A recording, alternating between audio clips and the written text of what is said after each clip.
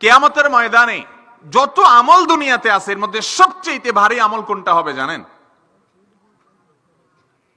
কোনটা? ওয়াজ শোনা। এই যে ওয়াজ শুনছেন, এটা একটা আমল না? ওয়াজ শুনলে আমল নামায় সওয়াব লেখা হবে না ইনশাআল্লাহ? এটা কিয়ামতের ময়দানে আমল নামায় সবচেয়ে ভারী হবে না। কোরআন তেলাওয়াত করলে আমল নামায় সবচেয়ে ভারী হবে সেটা না। কিয়ামতের দিন আমল গণা হবে না মাপা হবে? কথা বলেন। কিয়ামতের দিন মানুষের আমল গণা হবে না মাপা হবে? মাপা হবে। তাহলে মাপা হলে যে আমলের ওজন সবচেয়ে বেশি হবে সে আমলের মূল্য সবচাইতে বেশি। কোনটা সেটা? সুনানে তিরমিজিতে বর্ণিত হয়েছে, রাসূল করিম সাল্লাল্লাহু আলাইহি ওয়াসাল্লাম ইরশাদ করেছেন, মা মিন শাইইন ইউদাউ ফিল মিজানি আসকালু মিন হুসনিল খুলুক। মা মিন শাইইন ইউদাউ ফিল মিজানি ইয়াউমাল কিয়ামাতি আসকালু মিন হুসনিল খুলুক।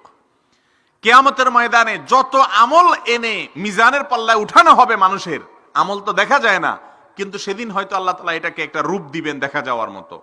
যত আমল আছে, তাসবিহ পড়া, তাহলিল পড়া, জিকির আজকার করা, কোরআন তেলাওয়াত করা, নফল নামাজ পড়া, নফল দান করা, নফল সদকা করা, এই সবগুলোকে যখন রাখা হবে, একটা আমল বান্দার আমল নামাতে সবচেয়ে মিজানের পাল্লাতে সবচেয়ে ভারী হবে, ওয়েটফুল হবে, তার নাম হলো সুন্দর আচরণ, সুন্দর ব্যবহার।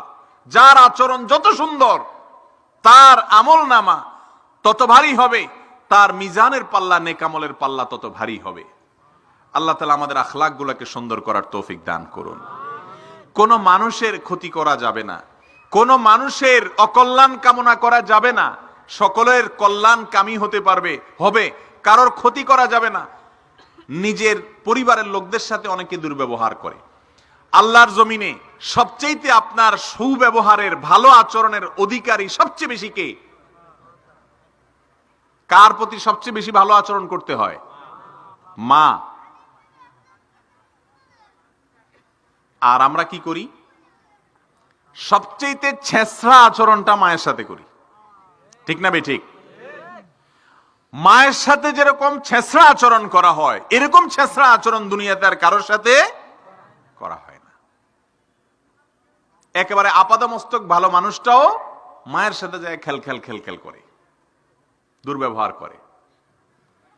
বাবার সাথে করে, বউয়ের সাথে করে। বউয়ের সাথে বিয়ের পরে প্রথম করে না অবশ্য, প্রথম একটু মহব্বত থাকে কিছুদিন, এরপর আস্তে আস্তে সেটা কমতে থাকে। এরপর দুনিয়ার সবচেয়ে দুর্ব্যবহার করে কার সাথে? বউয়ের সাথে। প্রিয় নবী সাল্লাল্লাহু আলাইহি সাল্লাম বলেছেন, তোমাদের মধ্যে যে ব্যক্তি তার পরিবারের মানুষের কাছে, এক হাদিসে আসছে তার স্ত্রীর কাছে ভালো, খায়রুকুম লিআহলি ওয়া আনা খায়রুকুম লিআহলি।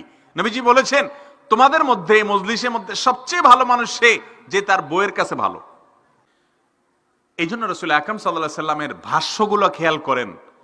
মুমিন কখনো লাআন হতে পারে না, তাআন হতে পারে না, ফাহিশ হতে পারে না, বাযী হতে পারে না, নবী সাল্লাল্লাহু আলাইহি সাল্লামের ভাষা।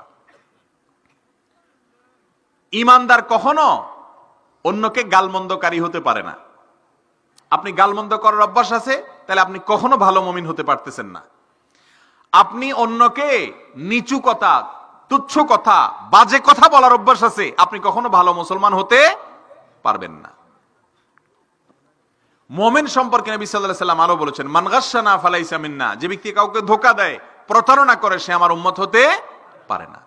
প্রিয় ভাইরা আমার, মুসলমান পারস্পরিক ভাই। রাসূল করিম সাল্লাল্লাহু আলাইহি সাল্লাম এক হাদিসে বলেছেন, সমস্ত ঈমানদাররা, সমস্ত মুসলমানরা হলো একটি দেহের মতো। শরীরের একটা অংশে কোনো একটা জায়গায় ব্যথা হলে পুরো শরীর সেই ব্যথা অনুভব করে কি করে না? অতএব যে কোনো মুসলমানের ক্ষতি হলে সমস্ত মুসলমানরা কষ্ট পাবে, আর তার সুখে সবাই সুখী হবে। এ হলো মুসলমানের চরিত্র। প্রিয় ভাইরা আমার, এই জিনিসগুলো আজকাল অনেক কঠিন, হারিয়ে গেছে, আমাদের মধ্যে নাই।